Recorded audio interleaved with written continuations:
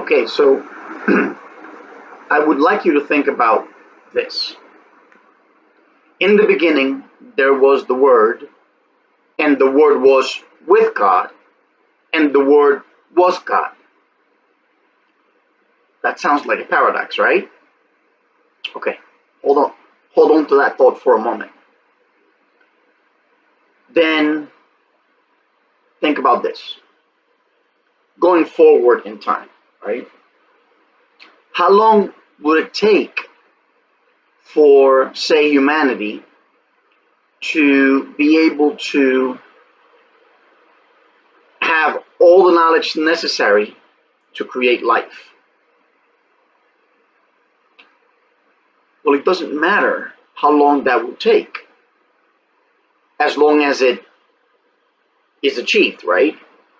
Let's just say, for argument's sake, it's, I don't know, let's just put a number of 1 billion years, right? Just to give it a number. So in 1 billion years, we'll have the knowledge necessary to create absolutely everything, you know, from microorganisms to birds to hummingbirds to dinosaurs to, absolutely every single combination out there of biological systems, plants, birds, fish, everything, right? Well, how old is the universe? The universe is infinitely young or infinitely old. That's also a paradox. And it doesn't matter how much time forward it takes, think about how much time backward it took. That's also another paradox. The point is that it doesn't matter how much time forward in time does it take for you to complete a cycle. The same cycle could have been completed going backwards X number of times. It could have been just once. It could have been an infinite number of times. But one thing I could guarantee you, based on my life experiences, is that this is not the first cycle. We're not in the first cycle of knowledge. Okay? We're not. And how do I know that? Because we're here. If we were in the first cycle of knowledge, I probably would look like a microbe. Okay? I wouldn't be talking to you on a computer.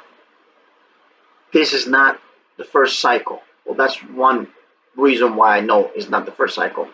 Another reason why I know it's not the first cycle is because, well, I have experienced UFOs and I have experienced, supernatural intelligences, and whether those intelligences got to that point because of a designer or a creator or because of an evolutionary process, those supreme intelligences that, levitated me when I was 10 years old, would have gone through a cycle themselves. Okay? Whatever that cycle is, they would have gone through a cycle. So, this is definitely not the first cycle. We are all part of a paradoxical state of existence, undergoing the physical manifestation of the full cycle of knowledge. And if you could grasp your head around that, then you know that there is, in fact, a God. And whether that's true or not, we have a responsibility as human beings towards not only this earth, but towards one another. Right? We have to, it's a very fancy word, but love one another. But that's same thing as saying being responsible towards one another, being responsible towards the earth.